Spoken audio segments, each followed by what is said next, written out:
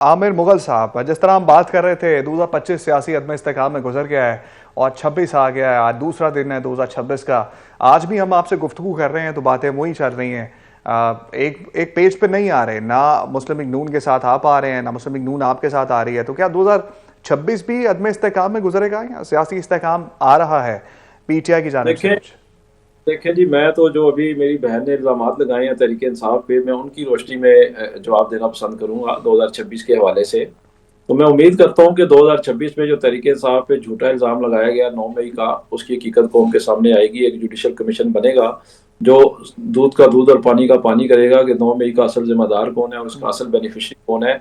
मैं उम्मीद करता हूं कि 2026 में इमरान खान को, जिनको झूठे केसेस में कैंगरू कोर्ट्स की तरफ से सजाएं दिलवाई गई हैं, इमरान खान आज़ाद होंगे और इस मुल्क के दोबारा वज़ीर आज़म बनेंगे। मैं उम्मीद करता हूं कि 2026 में 8 फरवरी 2024 को जो दिन दिहाड़े तहरीक इंसाफ का मैंडेट लूटा गया था, वो तहरीक इंसाफ को वापस मिलेगा। अवामी तहरीक के जरिए मिले, एहतजाज के जरिए मिले या किसी जुडिशल कमीशन के जरिए मिले। मैं उम्मीद करता हूँ कि उज़मा करदार अपने इल्ज़ामात के मुताबिक 2024 के इलेक्शन में तहरीक इंसाफ ने अगर KPK में कोई धांधली की है, तो जिस तरह हम सबूत सामने लेके आते हैं, मैं खुद इस्लामाबाद के हल्के से मेरी जीत को 86,000 की जीत, मैं 86,000 वोट लेके 46,000 की लीड से जीता था और मुझे 46,000 की लीड से हराया गया है। तो जिस तरह मैंने सारे फार्म 45 पूरी दुनिया के सामने रखे हैं और मैं चैलेंज करता हूँ कि कोई आए मेरे फार्म 45 को झूठा साबित कर दे, इसी तरह उज़मा करदार साहिबा भी जो इल्ज़ाम लगा रही है KPK में कि वहाँ भी धांधली हुई है, तो कोई तो इनके कोई एक दो तो आ जाए सामने जो अपने फार्म 45 लेके हमें हराया गया है। मैं उम्मीद करता हूँ कि 2026 में ठीक है। इमरान खान तैयार होंगे, इंशाल्लाह इस मुल्क के दोबारा वज़ीर आज़म बनेंगे। और एक मेरी मासूमाना ख्वाहिश है 2026 के हवाले से। ठीक है। 2024 मैंने देखा कि मेरी बहन उज़मा कारदार ने हाथ मिलाने की कोशिश की, इनको हाथ मिलाना पसंद नहीं किया और शायद मरियम बीबी ने कहा था इनके हाथ आईली हैं। 2025 में मैंने देखा तो कि इन्होंने आप देखें जातियात पीछे पे से ना जाके ऐसे। इनको हाथ आमिर मुगल मिलाने की साहब, आप कोशिश की। ठीक जातियात है। पे ना आए, आप इश्यूज पे बात उन्होंने रखें उठा बस। के उन्होंने इनको मेरा उठा दिया वहां मेरा से। मरियम नवाज का क्या मैं ताल्लुक है, उम्मीद इसका करता हूँ आपसे कि कोई आ रहा ताल्लुक हूँ, नहीं मैं है, आ रहा ठीक हूँ है। आपकी तरफ। उस्मा साहिबा आ तो रहा हूँ मुझे आपकी उन्होंने तरफ। बहुत इज्जत दी है, वो मरियम बहुत नवाज इन्हें मुझे हाथ तो उन्होंने मिला बहुत लेंगी, इज्जत दी है। इन्हें और कम अज कम हाथ तो मिला मैं बड़ी लेंगी। खुश हूँ उनके ये साथ। उज़मा बुखारी ठीक से है, ज्यादा इसलिए बदजुबानी आप करने की अपने काम कोशिश से करती काम है, रखें, अपने लेकिन इश्यूज पे अभी तक बात उन्होंने करें। इनको हाथ मिलाना पसंद नहीं किया। ये मेरी तो अरे मासूमाना ख्वाहिश आप है अपने कि हाथ उज़मा से करदार को कम अज कम आप हाथ अपने तो मिला ये लें। जो है आमिर ना, ये साहब जातियात जातियात पे पे बात ना ना करें, वो कह रही हैं अपने ऊपर इसका बात मतलब है करें, आपके पार्टी पे पास बात करें, कुछ सियासत पे बचा बात नहीं करें। है। आपकी आपके पास कोई खातिर बात ये बची उस नहीं है लीडर अब को, करने वाली, जिसकी दिन इसलिए रात आप इस पे कसीदे आ गए। पढ़ती थी, जिसकी दिन रात ये आसमान से उसके कलाबे मिलाती थी इमरान खान को, आपकी नौकरी चाकरी की तो खातिर जिसको आपको आप ये क्या, दिन रात गालियां देती आप हैं, ठीक है। मेहरबानी तो कम करके अज ना, कम उज़मा आपका क्या बुखारी की ताल्लुक है कि उस्मा मैं मुलाजमत साहिबा किसी को बंदी की अपनी तारीफ करूं मुलाजमत नहीं और बनाती। पूछ जिस लेते उज़मा हैं, बंदी की बुखारी मैं तारीफी पूछ करूं, लेते हैं आमिर जिस साहब, आपने मर्जी पूछ लेते पार्टी में हैं। जाऊं, आमिर साहब जिस पूछ मर्जी लेते हैं। पार्टी को छोड़ूं, उज़मा आपका इससे उज़मा कोई आमिर बुखारी साहब का तो पूछ ताल्लुक लेते नहीं हैं है। मैंने उनसे। आप मुझे अपने मुझे उस्मा आप साहिबा अपने की मेरी तरफ काम पे जाने दें। मासूमाना काम ख्वाहिश है, अल्लाह करे आप आमिर साहब अपने उस्मा इश्यूज साहिबा पे, से पूछ ले वन आप बाय अपने वन, इश्यूज पे आवाज नहीं आएगी और आप दोनों दोनों की बात समझ नहीं आएगी। जी उस्मा साहिबा। नहीं, इनको बोले कि मेरे उस्मा साहिबा, जात पे अब हमले जिस ना तरह से करें, अब भी दोबारा से लड़ाई हो गई, अब मेरे दोबारा से जात पे लड़ाई हो हमले गई ना है। करें। 2025 से हम 26 में एंटर हुए हैं। आज अच्छी बातें करनी थी हमने, आज हमने अफाम तफहीम से बात हाँ, तो करनी ये थी, आज मासूमाना हमने अच्छे तरीके से जातियात पे ना आगे उतरे ना, बढ़ना था, इख्तलाफात को जातियात पे बढ़ाना ना था। उतरा करें, जातियात पे ना उतरा करें। वो कैसे 2026 अच्छा होगा? आज पहले दिन ही तब लड़ पड़ी होगा हैं अगर आप। आप इश्यूज पे बात करेंगे। इनको जरा, इनको मेरी तरफ से पैगाम दे दें कि अभी जो फैसला आया है ना, वो यास्मीन राशिद का जो हल्का है वो उसमें पिट गई हैं और फैसला आया है मियां मोहम्मद नवाज शरीफ के हक में।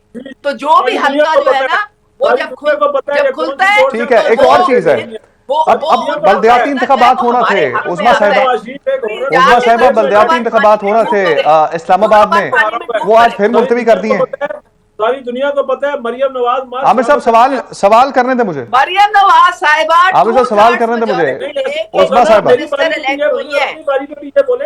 उस्मा आप साहिबा, आप आपने इस्लामाबाद के सुनी ना, बलदियाती इंतखाबात पे अगर बात कर लें आपको थोड़ी सी। मेरी बारी पे बोले। आपको फैक्ट ऐसे तो नहीं हो फैक्ट्स का सकता ना, नहीं मेरी पता बारी पे तो पीछे बात ना बोलेंगी किया तो करें। मेरी बारी पे पीछे टू ठीक है, बोलेंगी। थर्ड्स ठीक है। मेजोरिटी के साथ वो ठीक इलेक्ट है हुई उस्मा हैं। साहिबा, उस्मा साहिबा, बलदियाती इंतखाबात इस्लामाबाद के दोबारा से मुलतवी कर दी हैं।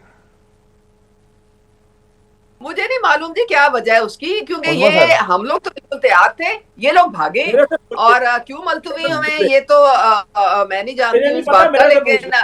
होने नहीं चाहिए थे मेरे मुलतवी। से मेरे से पूछ ले, क्यों क्यों ये लोग आई एम तो श्योर कोई स्टे मुलतवी तो ऑर्डर ले आए हुकूमत ने ही किए हैं। होंगे, क्योंकि ये इन लोगों ने तो राह फरार इख्तियार की हुकूमत थी, ने ये ही तो किए भाग हैं। गए थे।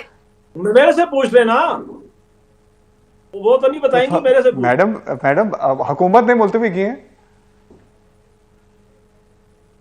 देखिए, अगर मुलतवी किए हैं तो कोई उसकी आमिर साहब वो वजूहात कह रही है होगी। जी। मैं फिलहाल जो है मेरे ठीक। इल्म में आपके प्रोग्राम के तवस्सुत से मुझे ये पता चला है। मुझे अभी इस वक्त मैं जाके तो मालूम ठीक करूंगी कि ठीक क्यों इन्होंने आगे किए हैं। आगे किए हैं ठीक है, इतना। हसन मुर्तजा साहब से पूछ लेते हैं। हसन साहब, बलदियाती इंतखाबात थे इस्लामाबाद के, वो एक बार फिर से वफाकी हुकूमत ने मुलतवी कर दिए हैं, तो किस तरह से देख रहे हैं? हसन साहब से राब्ता बहाल करने की हम कोशिश कर रहे हैं। आमिर साहब, आप बता दीजिए कि बलदियाती इंतखाबात एक तो मुलतवी हो गए हैं, दूसरा डिजिटल दहशतगर्दी पे आज जो है वो सजाएं हुए हैं। आदिल राजा साहब को सजा हुई है, बल्कि साहब तो उनको नहीं कहा जाए तो बेहतर है, क्योंकि मुल्क के खिलाफ जो बात करता है उसके खिलाफ जो है वो ये जो आज फैसला है वो बिल्कुल ठीक आया है। और दूसरे एक दो और साहब हैं, उन वजाहत साहब के खिलाफ भी जो है वो ये मामला हुआ है। अब किस तरह से देख रहे हैं ऐसे लोगों को जो मुल्की इदारों के खिलाफ और उस पाक फौज के खिलाफ बात करते हैं, जो कि सरहदों पे लड़ती है, जिसने भारत को नाकू चने चबवाए, जिसने तालिबान को, जो बैठ तालिबान थे उनको जो है वो नाकू चने चबाए हैं, उनके बारे में जब ये खबर आती है उनको सजा हुई है, तो पाकिस्तान तहरीक इंसाफ किस तरह से देखती है इस तमाम फैसले को? देखें जी, सबसे पहले तो आपने पूछा बलदियाती इंतखाबात क्यों मुलतवी हुए। मेरी बहन बताना नहीं चाह रही होंगी, वरना सारी दुनिया को पता है, सिर्फ इनको नहीं पता कि गवर्नमेंट ने मुलतवी कर दी है। आज उन्होंने कैबिनेट ने फैसला किया है। देखिए, बात यह है बलदियाती इंतखाबात ये किस तरह करवा सकते हैं। 8 फरवरी 2024 जो है वो इनके लिए एक डरावना ख्वाब है। जब उसको सोचते हैं तो उनको समझ आ जाती है कि अवाम का मूड क्या है, अवाम का अंदाजा क्या है, अवाम हमारे बारे में क्या सोचती है, अवाम हमारे बारे में क्या रद्द-ए-अमल रखती है। तो जब आप देखेंगे 2024 के बाद जब 2026 में इलेक्शन होगा, जो 2 साल में इन्होंने अवाम का बुरकस निकाला, महंगाई से, बदअमनी से, बैड गवर्नेंस से, और जो इन्होंने अवाम के, आप देखिए ना, पेट्रोल 150 से 300 पे चला गया, डॉलर 176 से 276 पे चला गया, बिजली का यूनिट 15 से 20 रुपए यूनिट से 70 रुपए यूनिट पे चला गया, कुकिंग ऑयल जो है 350 से 600 पे जब चला गया, तो वो 100 से 200 पे किलो पे चला गया। तो आखिरी 1-1.5 मिनट रह गया हमारे पास। आमिर साहब बता दीजिए, डिजिटल दहशतगर्दी पे बात कर लीजिए थोड़ी सी, कि आज सजाएं हुई हैं, वो लोग जो है वो पाकिस्तान तहरीक इंसाफ के हक में ही बात करते थे और इदारों के खिलाफ बात करते थे, आप उस पर क्या मौकफ रखते हैं, बस ये बता दीजिए। आदिल राजा को तो मैं नहीं जानता, उस पर मैं कोई कमेंट नहीं करूंगा, लेकिन जो साबर शाकिर, मोहित पीरजादा, वजाद सईद खान, उनको सजाई हुई है। मेरे ख्याल में वो सिर्फ और सिर्फ इस मुल्क के खैर ख्वाह हैं, मुल्क के बारे में सोचते हैं, मुल्क के बारे में आवाज उठाते हैं, इंसानी हकूक की जो पामाली की जा रही है उसके बारे में वो बात करते हैं, इसी की उनको सजा दी गई है।